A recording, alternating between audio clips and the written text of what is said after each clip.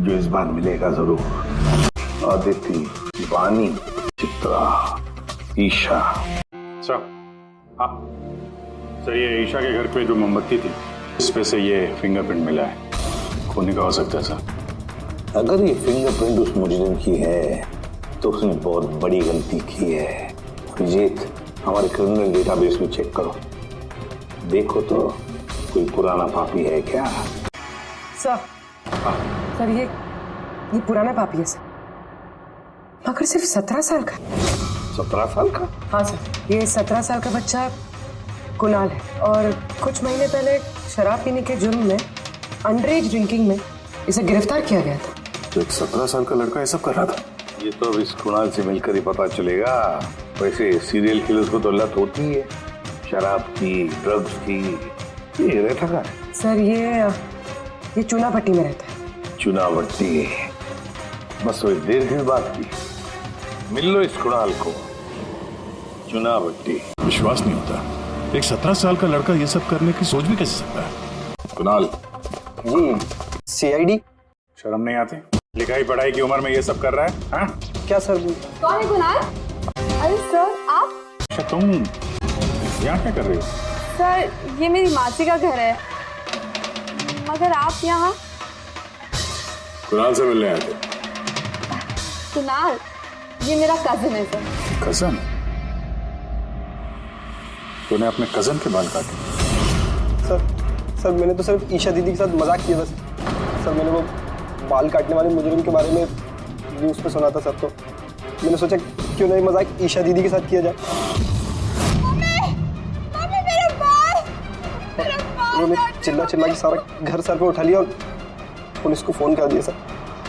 मैं डर गया था सर, इसीलिए मैंने वो बाल फेंक दिए और चुपचाप घर से निकल गया। तूने इतना गंदा मजाक किया मेरे साथ? नहीं सॉरी। इसके लिए मैं तुझे कभी भी माफ नहीं करूंगी, कभी भी नहीं। सॉरी सर, मैंने सिर्फ ईशा दीदी के साथ ही मजाक किया था, बाकी किसी लड़की के बाल मैंने नहीं काटे थे। तो तुम्हारी बात का यकीन कैसे कर ले? आप चाहे तो मेरी मम्मी से पूछ लीजिए सर। जिस दिन भी वाकया हुआ उस हर रात को मैं अपने घर पे ही था सर। तुझे हर चीज मजाक लगती है ना? जानता है जब भी वो पल याद करती हो ना मेरा दिल दहल जाता है। दीदी सॉरी दीदी। शुक्र मनाओ दोबारा गिरफ्तार नहीं कर रहे हैं तुम्हें। अपनी आदतें बदल लो वरना आगे चल के किसी बड़ी मुसीबत में फंस जाओगे। सारे सीरियल किलर्स या सीरियल अटैकर्स अपने विक्टिम को एक पैटर्न पे चुनते हैं। हाँ बिल्कुल दया, वैसे होता है। याद है ना तुम्हें वो केस जिसमें किलर ने 40 और 50 साल के बीच वाले बिजनेसमैन को चुना था अपने शिकार के लिए? हाँ सर, एक केस में तो सर सीरियल किलर उन लोगों को निशाना बना रहा था जिनके पास लाल रंग की गाड़ी थी। ठीक उसी तरह लड़कियों के केस में भी कोई फिक्स पैटर्न है, कोई तो पैटर्न है। सर सभी लड़कियों की उम्र 20 से 35 साल के बीच है। और ये सभी इंडिपेंडेंट थे सर, नौकरी करती थी और घर में अकेले रहती थी। और सर सबसे इम्पोर्टेंट बात, सबके बाल लंबे थे, किसी भी छोटे बाल वाली लड़की के बाल नहीं काटे गए। यही तो मेन पैटर्न है, लंबे बाल वाली लड़कियां उन्हीं को चुनता ही है। और सर इनमें से भी कोई खास पसंद नहीं थी उसकी। ये बानी और दिया, इनके घुंघराले बाल थे। अदिति और चित्रा, इनके बाल स्ट्रेट थे। ये जो सीरियल किलर्स होते हैं सर काफी स्पेसिफिक होते हैं अपने चॉइस को लेकर। हाँ एक बात कॉमन है कि इन सभी लड़कियों के पास वो कैंडल रख के गया। हाँ ये नोट दया, एक बात नोटिस की तुमने? क्या हो सर? ये नोट्स देखो, अदिति और चित्रा को जो बांधा था उसने कुर्सी पर, उसके नोट्स देखो, ये अलग किस्म की नोट है। और दिया और वानी को जिस तरह से बांधा है जिस नोट से, वो भी अलग है। दया, इस नोट को जो दिया और वानी को बांधा है, इस नोट को बो लाइन नोट कहते हैं, बो लाइन नोट, जैसे टाई का बो। और इस नोट को कहते हैं triple barrel note, triple barrel note. कोई अगर किसी को बांधेगा सर तो एक तरह का गार्ड इस्तेमाल करेगा। यहाँ पे तो इसने दो अलग अलग नोट इस्तेमाल किया। ऐसा लगता है कि ये हमें गुमराह करना चाहता है, या फिर इसकी मानसिक स्थिति ठीक नहीं है, स्किज़ोफ्रेनिक है ये। हाँ लेकिन दया, सबसे पहले ये पता लगाना पड़ेगा कि ये अपनी शिकार चुनता कैसे, शिकार चुनता कब है और शिकार चुनता कहां पर? क्या सारी लड़कियां एक ही ऑफिस में जाती है, या एक ही जिम में जाती है, या किसी ब्यूटी पार्लर में जाती है? कोई ना कोई तो एक कड़ी है जो इन सबको बांधती है, एक कड़ी। पर क्या? सर, ये दिया के दोस्त समर और नवीन, इनका कहना है कि जिस रात दिया का खून हुआ था उस रात ये लोग गरबा खेलने गए थे प्रेमल ग्राउंड पे। प्रेमल ग्राउंड? हाँ सर, चित्रा भी वहीं पे गई थी डांडिया खेलने जिस रात उसके बाल काटे। आदित्य और बानी, जरा पता लगा पंकज क्या हुआ? बॉस, दिया की मौत गला घोटने की वजह से हुई है। गला घोटने की वजह से? सर, ये रही रिपोर्ट्स। सर, हाँ सर आपका शक सही निकला सर।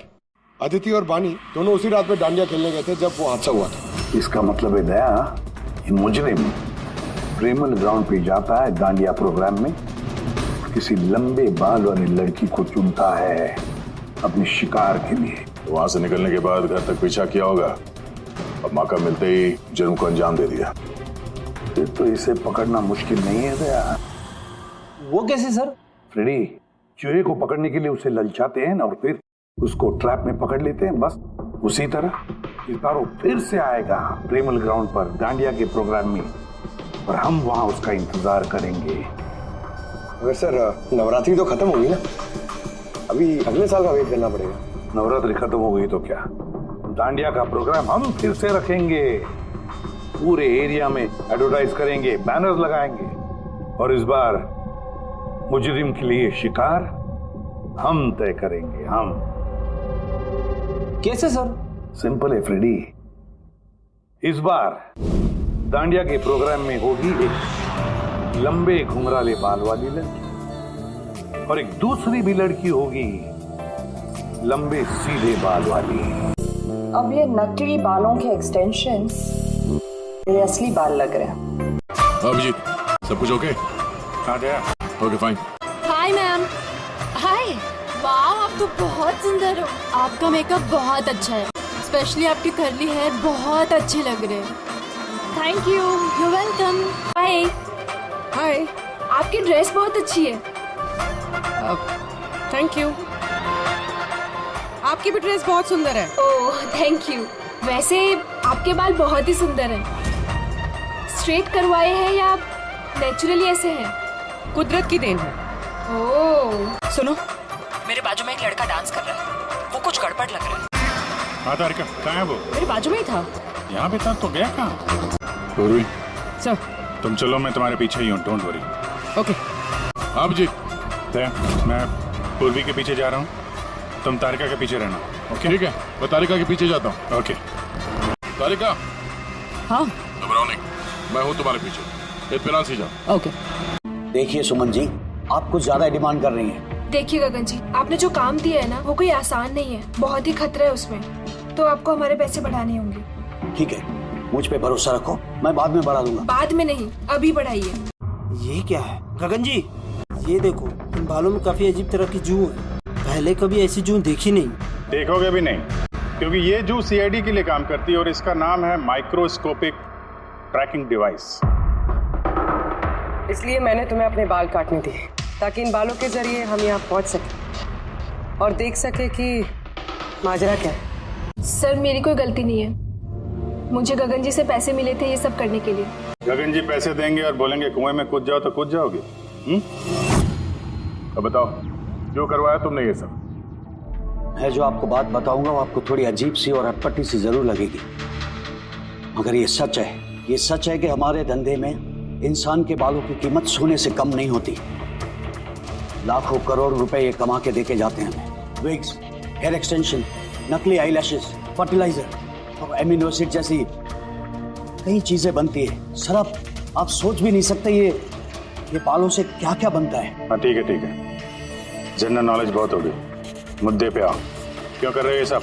इस पूरे शहर में यही एक फैक्ट्री है जो हेयर प्रोसेसिंग का काम करती है। सब कुछ अच्छा चल रहा था, पर अचानक ये इंसान के बालों की सप्लाई कम होने लगी। इस शहर की लड़कियों के दिमाग में ये फितूर कहां से आ गया कि बाल लंबे होने चाहिए, और सब बाल बढ़ाने लगी। ऐसे में मैंने सोचा कि कुछ ऐसा प्लान करना चाहिए ताकि ये लड़कियां खुद ब खुद आए अपने लंबे बाल को छोटा करवा लें। तो तुमने सोचा क्यों ना ऐसा माहौल बना दिया जाए शहर में जिससे लड़कियां डर के मारे खुद अपने बाल कटवाए, हाँ? और तुम्हारे लिए मुनाफा ही मुनाफा। हाँ, और इसीलिए मैंने इस काम के लिए 2 लोगों को रखा, सुमन और राजू। सर हम दोनों डांडिया में जाके लंबे बाल वाली लड़कियों को चुनते थे। मैं स्ट्रेट बाल वाली लड़कियों को और वो घुंघराले बाल वाली लड़कियों को। हम उनका पीछा करके उनके घर तक जाते। 800 लुमेन की तेज रोशनी वाली फ्लैश लाइट हम उनकी आंखों पे मारते। उसके बाद केमिकल से हम उन्हें बेहोश करते, उनके बाल काटते और हम दोनों वहां से भाग जाते। चलो, ये तो समझ में आया कि क्यों और कैसे करते थे, पर इन सब चक्करों में दिया की जान क्यों ली? सर मैंने नहीं मारा उसे, पता नहीं कैसे मरी वो। शायद उसी केमिकल से जिससे तुम लोगों को बेहोश कर रहे थे। हो सकता है उसे उसकी एलर्जी हो और उसी में उसकी जान चली गई। सर मुझे कैसे पता होगा कि उसे एलर्जी थी? और ऐसे आप लोग मुझे झूठे खून के इल्जाम में गिरफ्तार नहीं कर सकते।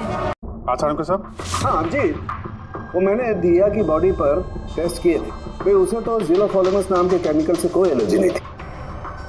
अभिजीत, दिया की मौत हुई है दम घुटने की वजह से। एक और बात अभिजीत, मुझे दिया के फेफड़ों में एक फाइबर का टुकड़ा मिला है, किसी कपड़े के फाइबर का। इसका मतलब साफ है किसी ने किसी कपड़े से, हो सकता है किसी तकिए से उसका मुंह दबाया होगा, जिसकी वजह से उसका दम घुट गया और उसकी मौत हो गई।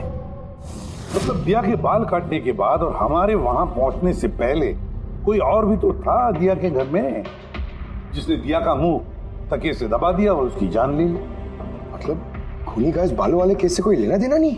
ना पंकज, ये खूनी कोई और ही है, कोई और। खूनी उन दोनों में से कोई है, उन दोनों में से जिन्हें दिया ने एसओएस मैसेज भेजा था। समर, तुम्हारा मोबाइल फोन साइलेंट मोड पे था, इसलिए दिया का एसओएस मैसेज तुम देख नहीं सके, है ना? जी सर। और नवीन, तुम्हारी फोन की बैटरी चली गई थी, राइट? Right sir. झूठ। सर हम लोग झूठ क्यों बोलेंगे सर? तो क्या मोबाइल कंपनी वाले झूठ बोल रहे हैं? हाँ? ये उनकी रिपोर्ट है। इसके रिकॉर्ड से साफ पता चलता है कि तुम दोनों अपने अपने घरों में नहीं थे। सर मैं अपने घर पे ही था सर। फिर झूठ।